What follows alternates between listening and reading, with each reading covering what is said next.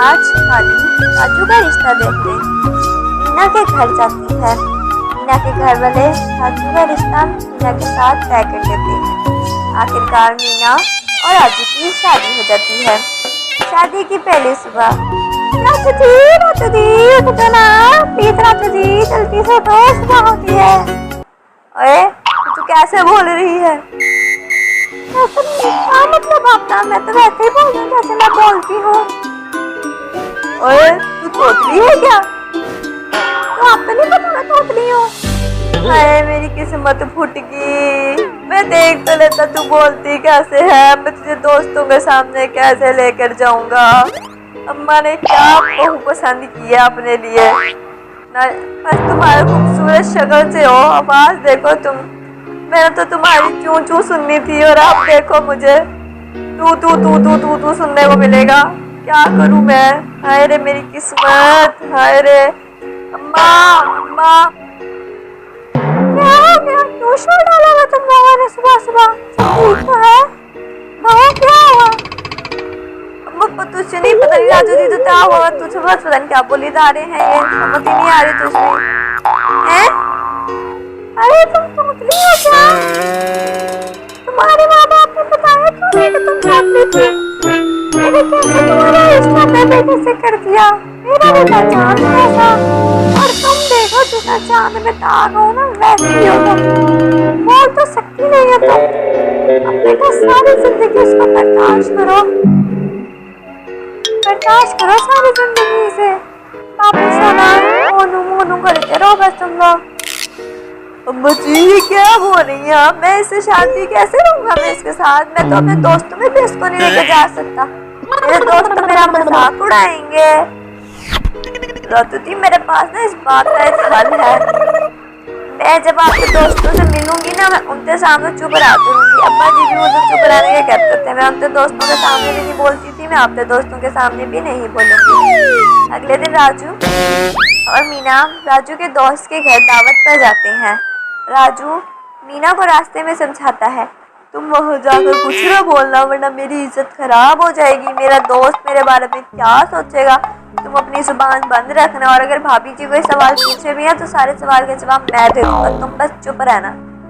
जी ठीक है राजू जी, ऐसा ही होगा। वो लोग अपने दोस्त के घर पहुँच जाते हैं। राजू तुम्हारी बीवी का नाम क्या है?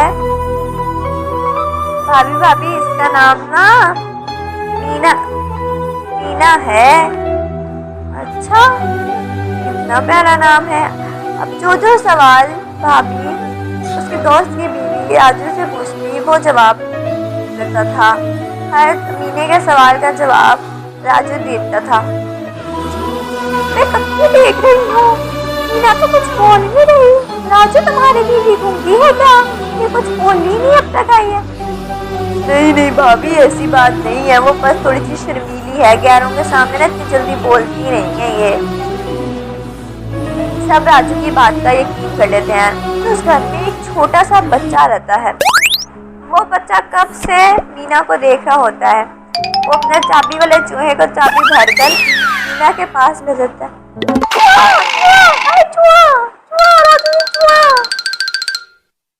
तुम्हारी बीवी तोतली है क्या?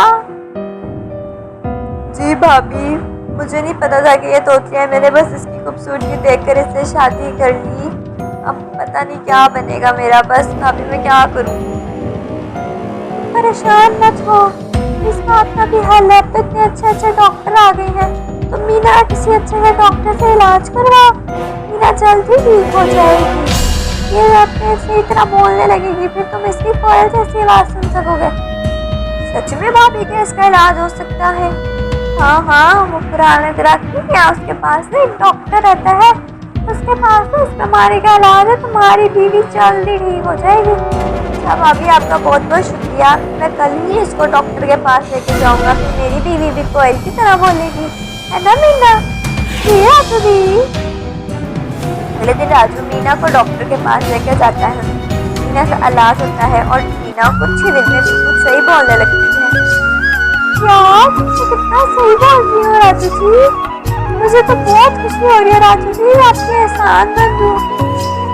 एहसान की कोई बात नहीं है, तो मेरा फर्ज था और तुम मेरी बीवी हो, तुम्हारे हर काम, तुम्हारे हर दुख मेरा दुख है, ये कहकर वो और उसकी माँ हंसी खुशी गुजारने लगी है।